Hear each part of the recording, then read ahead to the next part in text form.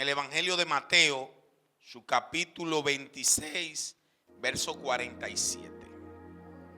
Amén. Buenas noches, que Dios les bendiga. Amén. De verdad, que Dios les bendiga. Amén. ¿Cuántos se gozan en estar aquí? Amén. Dios es bueno. Amén. Y para siempre. Amén. Mateo capítulo 26, verso 47, con un amén arrancamos. ¿Cuántos lo tienen? De verdad, ¿cuántos lo tienen? Y leemos la palabra en el nombre del Padre, del Hijo y del Espíritu de Dios.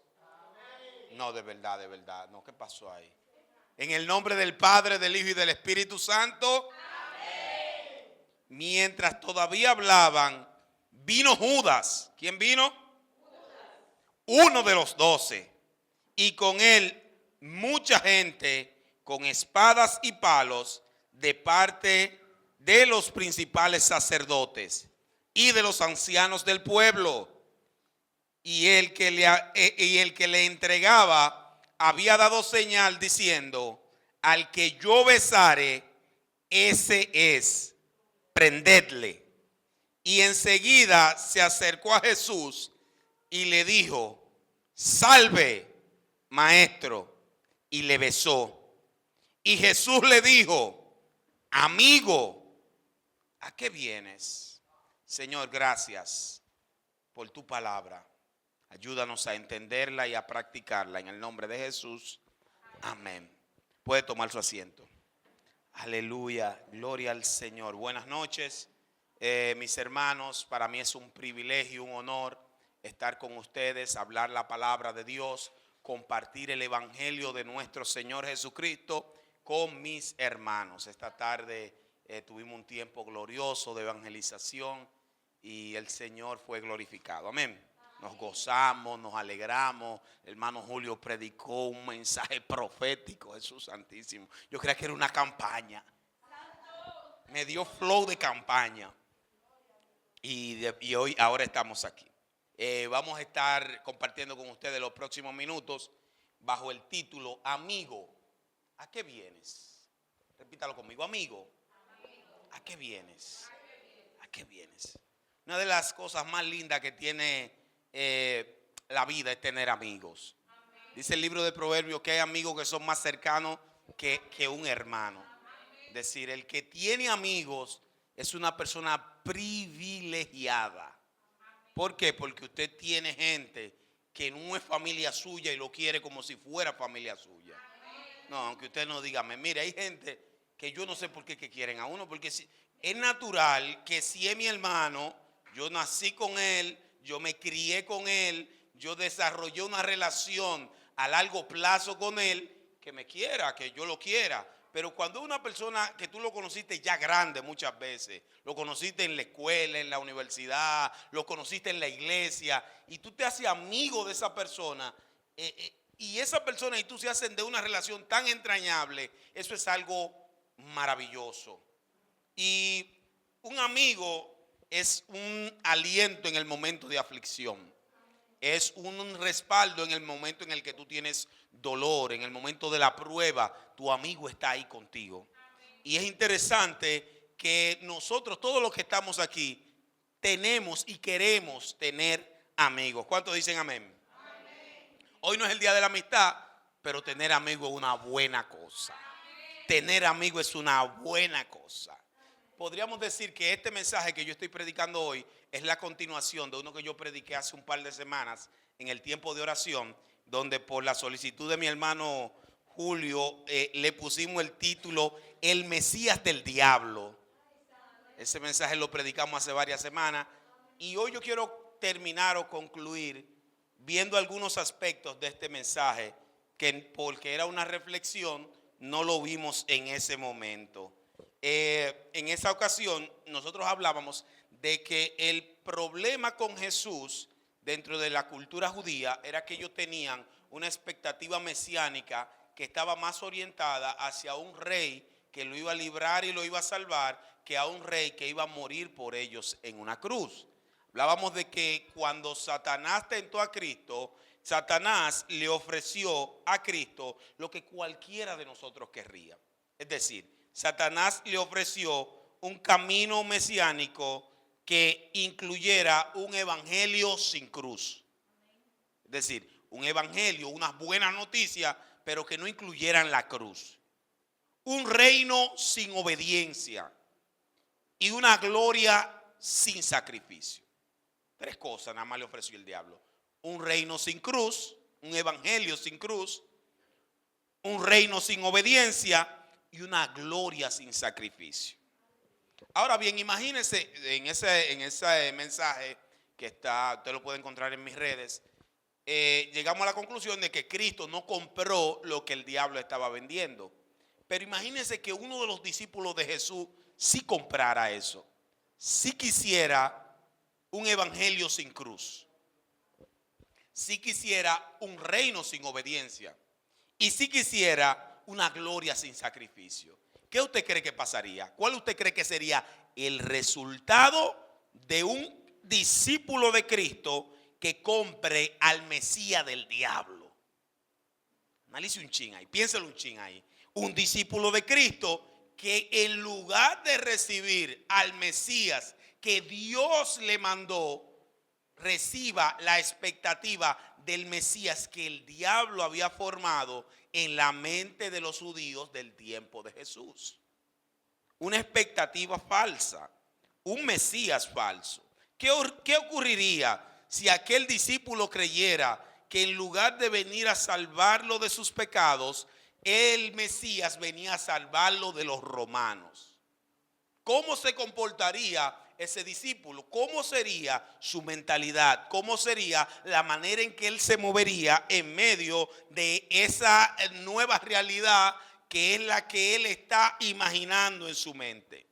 Creo que si nos ponemos a mirar, la mayoría de los discípulos tenía esa expectativa. Voy a poner un ejemplo.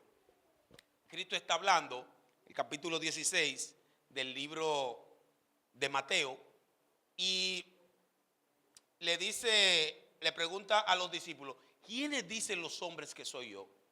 Y unos dicen que tú eres Juan, otros dicen que tú eres Elías, otros dicen que tú eres alguno de los profetas.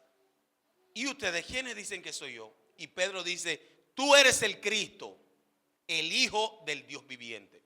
Inmediatamente después Cristo le dice, oye, tú eres bienaventurado, Pedro, porque eso no te lo reveló a ti ni carne, ese se lo sabe. Pero si usted sigue leyendo un par de versículos después, Cristo le dice,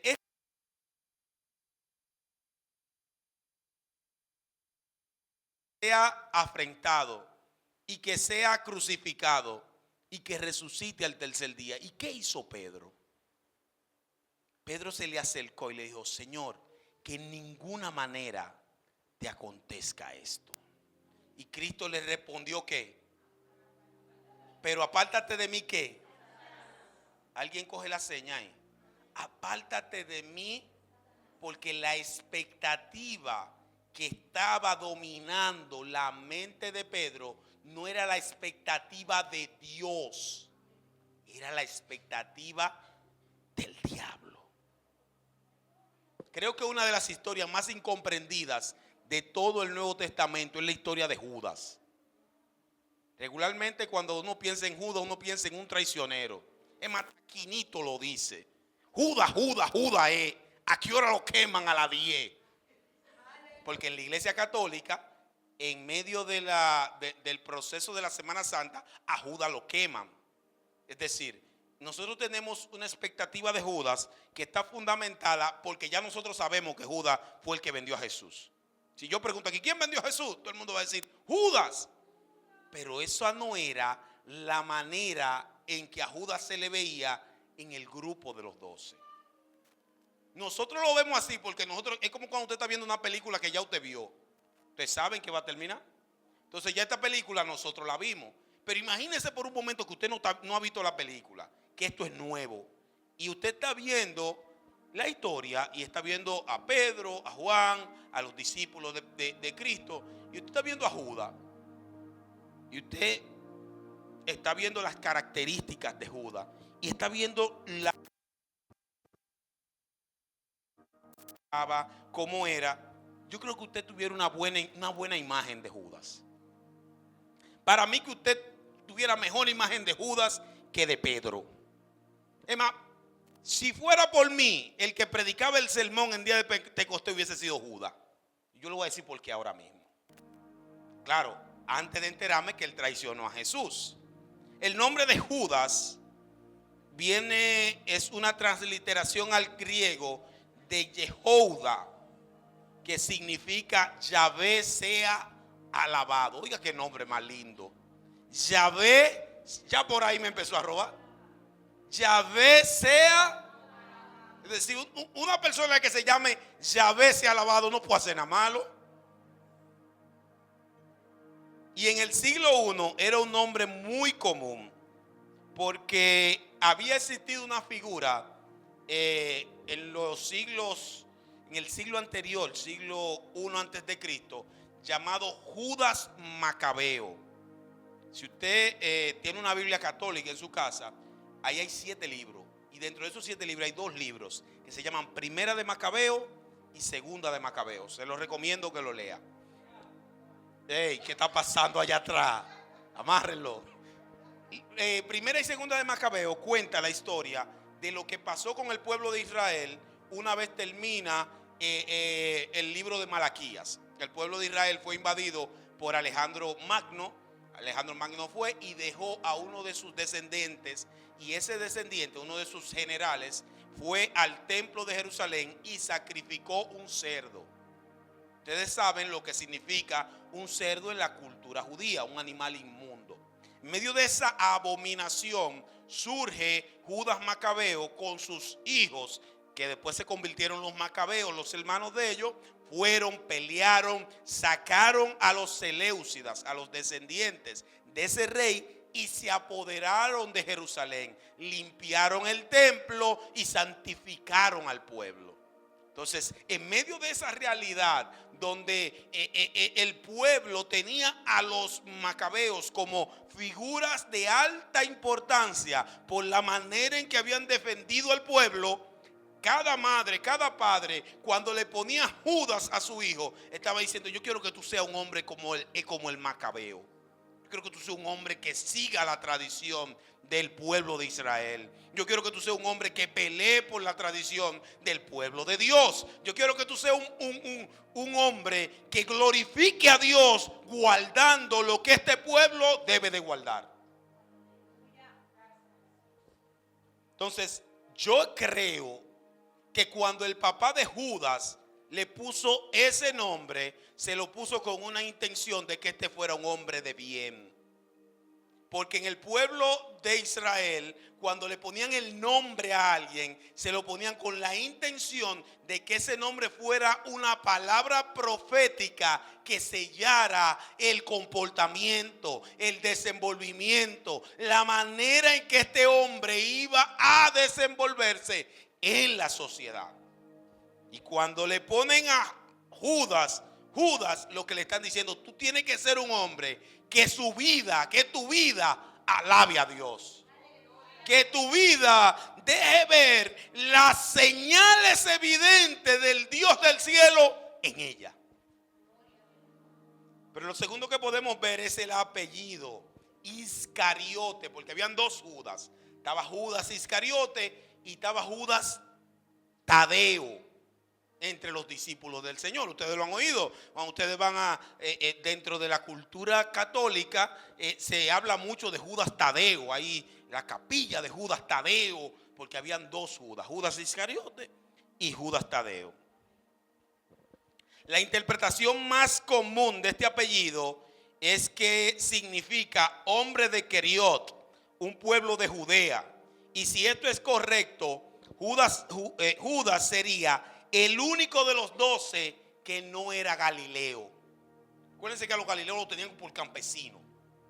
Si usted se lee el libro de los Hechos, se va a dar cuenta que dicen: ¿y de dónde tienen estos galileos esa sabiduría? Porque decir Galileo era decir como campesino, la gente del campo. Nosotros aquí en la metrópoli, en la ciudad, somos los que tenemos el asunto.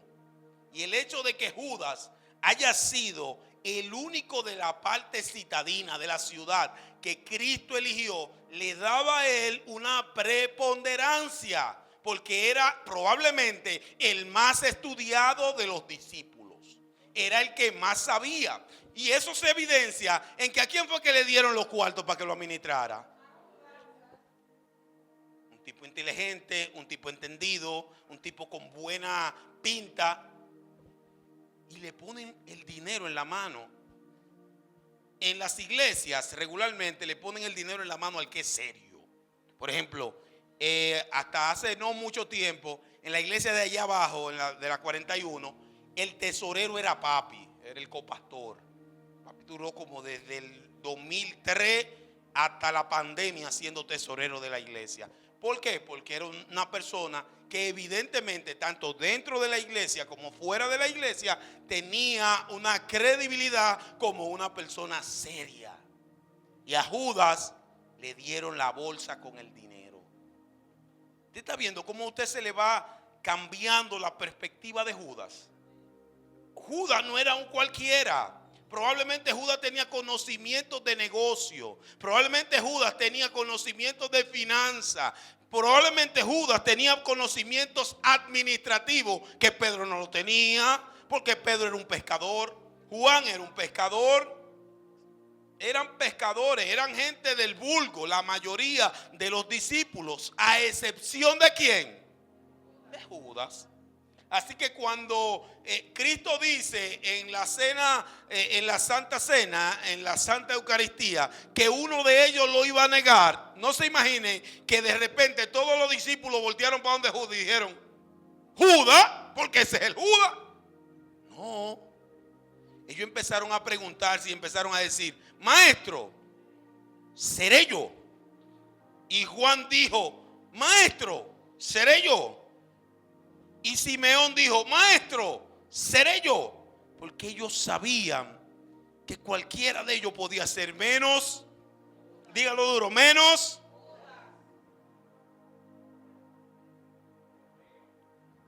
Ahora hay que preguntarse, ¿qué movió a Judas a traicionar al Señor? ¿Usted cree que cuando Judas se enganchó, cuando Judas fue elegido entre los 12, él dijo, yo me voy a meter al grupo de los 12 para vender a Jesús y voy a cobrar 30 monedas de plata por eso?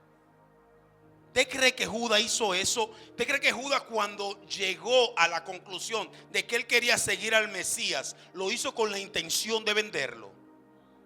Para nada. Entonces, ¿qué movió a Judas a vender al Señor? Porque entendiendo qué movió a Judas a vender al Señor, podemos identificar qué podría movernos a nosotros. ¿Qué podría ser? ¿Cuál podría ser el detonante, la herramienta que Satanás use para llevarnos a vender a Jesús? Piense un chin ahí. Yo quiero que usted medite un chin conmigo ahí. Yo no quiero simplemente predicarle, yo quiero que usted piense la palabra conmigo. De la manera en que Jesús estaba llevando a cabo su misión. Judas tenía una expectativa. Judas tenía un plan ideado, una idea concebida. Y cuando él vio que la idea que él tenía y la realidad que se estaban presentando eran diferentes, él dijo, esto no me está gustando.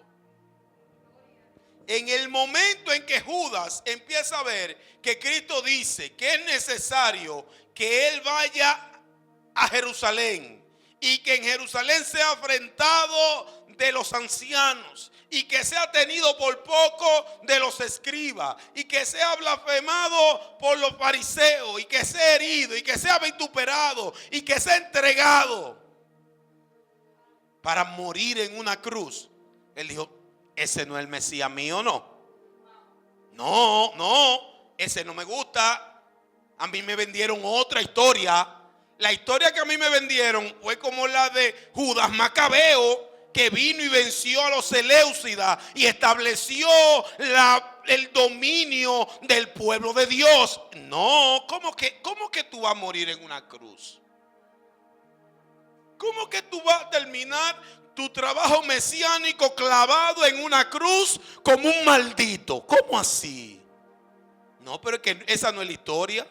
Imagínense por un momento, la mayoría de nosotros que somos cristianos, tenemos la expectativa de que el rapto se dará antes de que se manifieste el anticristo.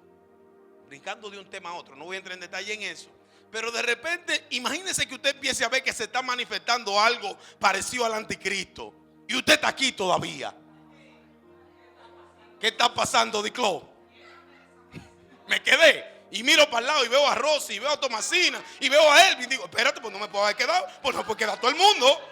Me puedo quedar yo, pero no puedo quedar todo el mundo. ¿Verdad que sí? ¿Por qué? Porque nosotros tenemos una expectativa de cómo deberían ser las cosas. Pero recuérdense que el futuro nada más lo conoce Dios. Lo que Dios dice en la Biblia no lo dice para que usted haga fácilmente lo que usted tiene concebido no es como usted lo tiene concebido. Entonces a Judas lo traicionó su concepción del Mesías. Él esperaba un Mesías guerrero y le mandaron un Mesías sufriente. Él esperaba el que iba a derrocar al imperio romano y este vive diciendo cada 2 por 3 que lo van a matar. No, a ti no te pueden matar. Yo tengo 3 años detrás de ti. Yo dejé la industria, la empresa, el negocio familiar, lo solté en banda para caerte atrás de ti. Yo ando detrás de ti, sacrificando tiempo, sacrificando recursos, sacrificando mi vida, poniéndola en peligro. Y ahora tú me dices que a ti te van a matar. Eso no me cuadra. Y con esa idea en mente, yo quiero que volvamos al texto que estábamos leyendo. En el capítulo 26 del libro de Mateo. Vaya conmigo ahí de un pronto. Denle un aplauso al Señor. ¿Cuántos se están gozando en esta noche? No se preocupe que nos vamos temprano hoy. Dice así aquí, denme un segundito. Mateo 26. Y dice así. Miren qué interesante. El versículo 47 ocurre después de que Cristo termina de orar en Getsemaní. ¿Qué sucede en Getsemaní? En Getsemaní Jesús va a orar y le pide 3 veces al Señor que si es su voluntad que pase de él. Y esa copa, usted y yo sabemos que era el proceso de sacrificio que él iba a vivir varias horas después. Si es tu voluntad, pasa de mí esta copa. Si es tu voluntad, pasa de mí esta copa. Si es tu voluntad, pasa de mí esta copa. Pero entonces él le dice, pero que no se haga mi voluntad, sino la tuya. Y en medio de este proceso, mientras todavía hablaban de eso, Cristo llega, encuentra por primera vez a los discípulos durmiendo, vuelve y llega, vuelve y lo encuentra durmiendo, y a la tercera vez llega y lo encuentra durmiendo. Y en el verso 45 dice, adelante, duerman y descansen, pero miren, ha llegado la hora del Hijo del Hombre, y es traicionado y entregado en manos de pecadores. Levántense, vamos. Miren al que me traiciona, ya está aquí. Y el verso 47, sobre el 46 dice, mientras todavía hablaban, vino Judas. Yo me imagino la cara de los discípulos cuando vieron a Judas. Judas. No puede ser Judas, no, el que lo vendió debió ser Tomás, porque Tomás es incrédulo, Tomás no cree. Como Tomás es incrédulo, es más fácil que Tomás vendiera a Jesús. Es Pedro, porque Pedro es muy impetuoso. Cuando ellos ven a Judas, mira cómo el escritor de este evangelio, Mateo, lo subraya. Vino Judas, uno de los 12. Es decir, no solamente dijo un discípulo de Jesús. Dijo, vino Judas, uno de los 12, del círculo, del cónclave de Jesús. Y con él mucha gente con espadas y palos de parte de los principales sacerdotes y de los ancianos del pueblo Y el que le entregaba le había dicho, le había dado señal diciendo: al que besares, ese es. Y de ahí viene la historia del beso de Judas. Judas viene, lo besa, viene, y cuando viene le dice: salve, maestro. Era descarado también Judas, porque ya tú lo vas a traicionar. No trate de honrarlo, no lo ensalces si tú lo vas a vender. Y cuando le dice salve, maestro, y le besa, a mí me derrienga lo que Jesús le dice. Porque si hubiese sido yo, le digo: wow, Judas, se te vio ya demostraste quién era, se te quitó la careta, se te vio que tú eras un Judas, se manifestó que tú lo que estaba atrás de los cuartos. Pero Jesús no dice nada de eso, porque Jesús no es como nosotros. Jesús no le dice: wow, Judas, qué malo me saliste tú. Tú sí me saliste malo, hombrecito malo. No, nada de eso.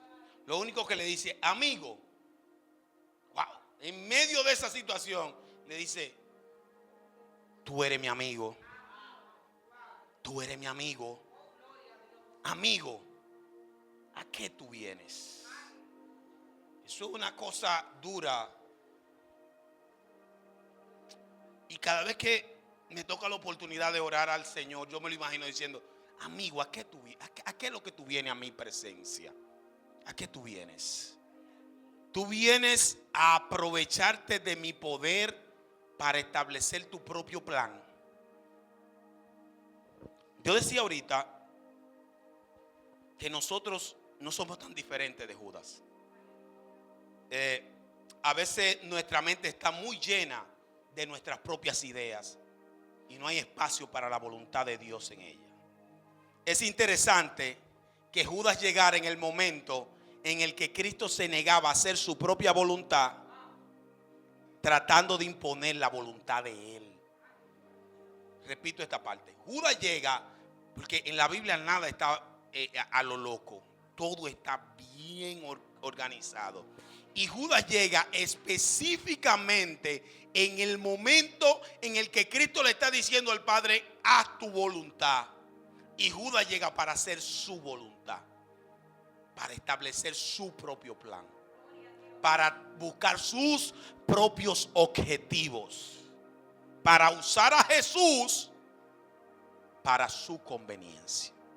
Y Jesús le dice: amigo, ¿a qué tú has? ¿Va usted a manipular al Señor para que Él haga lo que usted quiere que Él haga? ¿Va usted a torcerle el brazo a Dios? Te va y le lleva y le dice: esto es lo que yo quiero. Como que si usted dio y Él es su siervo. Amigo, ¿vienes para hacer tu propia voluntad? ¿Vienes a imponer tu perspectiva? ¿Vienes a aprovecharte del reino para beneficiarte de él? ¿A qué has venido? Aquí usted viene a la iglesia. Aquí usted vino al evangelio. ¿A qué vino? Vino para que el Señor le diera cosas, le diera dinero, le diera finanzas, lo hiciera famoso. ¿A qué usted vino? Judas, ¿a qué has venido? Interesante que Cristo le dice: oye, amigo, ¿a qué tú vienes? Yo le digo a usted, cuando usted busca a Dios, ¿cuál es el propósito de usted buscar a Dios? ¿Usted está buscando la voluntad de Dios o está buscando que Dios haga su voluntad? ¿Está usted del lado de cómo Jesús hacía las cosas o está usted haciéndolo como Judas? Mire que Cristo no le deja de decir amigo, pero le está estableciendo que hay una sola voluntad que puede prevalecer y no es la de Judas. Ni es la suya, ni es la mía. Hay una sola voluntad que puede prevalecer. Esa pregunta de Jesús debe resonar en nuestra alma, debe resonar en nuestro espíritu y debe ser un instrumento que nos guíe a la hora de acercarnos a Dios. La pregunta de Jesús, que Jesús le hizo a Judas, sigue resonando hoy. ¿A qué venimos al Señor? Podemos estar cerca de Jesús, escuchar su voz, ver sus milagros y aún así aferrarnos a nuestra propia voluntad. Porque Judas vio a Jesús caminando sobre las aguas. Judas vio a Cristo multiplicar los panes y los peces. Judas vio a Cristo resucitar a Lázaro después de 4 días de muerto. ¿Cómo tú puedes tener un plan mejor que una persona que hace ese tipo de cosas? Pero nosotros lo hacemos. Nosotros queremos imponerle nuestro plan a Dios. Y queremos hacer lo que nos da la voluntad. Y yo tengo que definirme en esta noche. ¿Cuál es la voluntad que va a prevalecer? ¿La mía o la del Mesías? ¿Cuál Mesías yo voy a servir? ¿El Mesías que a mí me conviene o el Mesías que Dios ha enviado para redimir mi alma? ¿Qué yo voy a hacer? Dios no nos llama a cumplir nuestros sueños. Como cantaba nuestra hermana Rosalía ahorita. Es por Él, es para Él. Dios no nos llama a que nosotros tengamos grandes sueños, sino a que podamos oír su voz, su susurro y vivir para Él. Él nos llama a rendirnos ante Él. El discipulado verdadero no consiste a seguir un Mesías hecho a nuestra medida. Un Cristo que podamos controlar. Jesús no es un león domesticado. Jesús es peligroso. Estar cerca de Jesús es peligroso, pero bueno. Un león peligroso, pero bueno. Necesitamos seguir al Mesías de la cruz. Necesitamos, alabado sea Dios, tomar la cruz de Él. Cuando venimos a Jesús, venimos a buscar nuestra gloria o su gloria. Venimos a rendirnos o a negociar con Él. ¿Sabe que uno, mira, Señor, si tú haces eso? No, porque y usted le va a imponer. Imagínense que de repente Estados Unidos y República Dominicana tengan un conflicto y República Dominicana vaya a decirle a Estados Unidos: mira, tú lo que tienes que hacer es esto. ¿Qué usted cree que va a hacer Donald Trump? ¿Cómo? ¿Qué es lo que va a hacer? Romper con todo, acabar con nosotros. ¿Usted cree que usted puede negociar con Dios? No. A Dios se le obedece y ya. Se le obedece. Se le sirve. ¿A qué venimos? ¿Venimos a adorarlo o a usarlo? ¿Qué si Dios decide que te va a usar, pero nadie se va a dar cuenta? Que tú no vas a ser famoso. Que te va a usar, pero orando. A nadie lo conocen por orar mucho. Mire, perdone, nadie se hace famoso orando. Dice, no, nadie quiere ese ministerio. O de repente que Dios te use, pero predicándole a los motoristas, a los gomeros de allí. Que no se hayan grandes concentraciones donde tú prediques, sino una bocinita, pero gotica a gotica se vaya salvando gente. Y tú no te das cuenta, porque ¿qué sabe uno la gente que se convierten o que no se convierten? Uno se va y se convierte una gente. Y después cuando llegue el momento de la recompensa, entonces el Señor es que te dice: mira, este día que tú hiciste esto, este día que tú hiciste esto. Pero eso no es bonito. No es bonito cuando Dios te dice: yo te voy a usar, pero tú vas a ser segundo. Tú no eres el que te va a ver. Yo te voy a usar, pero tú no te vas a ver. Estoy dispuesto yo, y se lo estoy diciendo con el corazón en la mano. Miren que no es un mensaje muy teológico, muy profundo, sencillo. ¿Estoy yo dispuesto a venir a Él a adorarlo o aprovecharme de lo que Él es para sacar provecho particular para mi vida?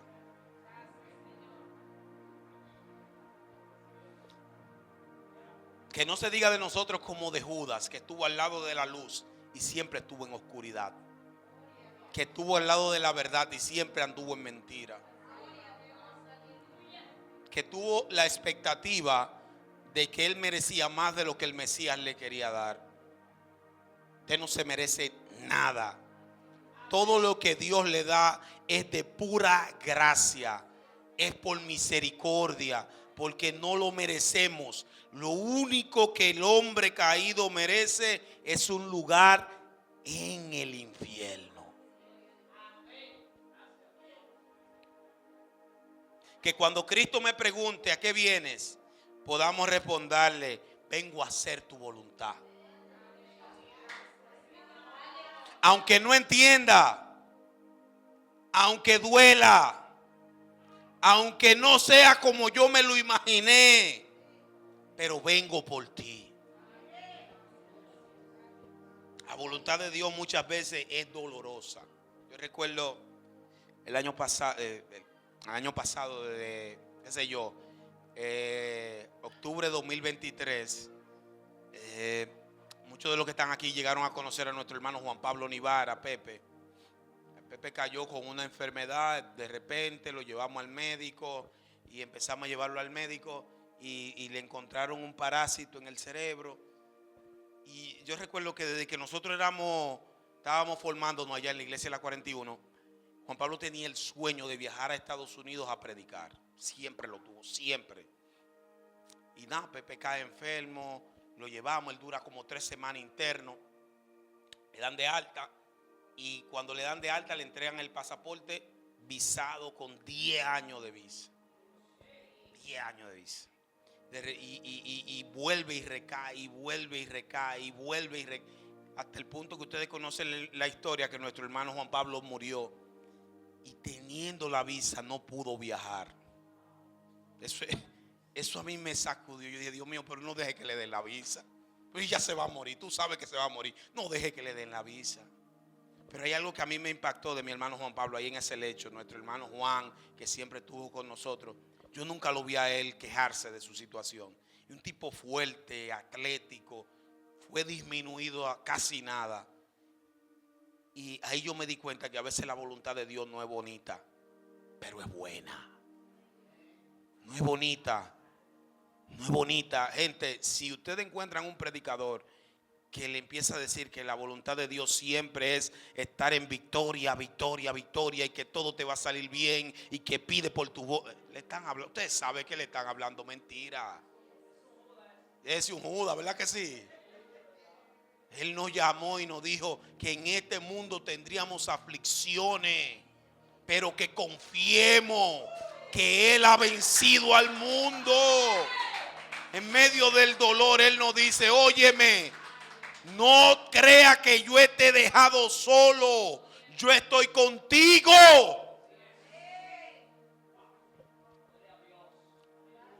El Señor está con nosotros. Aun cuando a veces no tengamos ni con qué comprar el gas, el Señor está con nosotros. El Señor es bueno. Y este mundo es efímero. Usted puede sufrir 1 año, 2, 10 años, 20. Pero la verdadera recompensa suya no está debajo del sol. Está más allá del sol.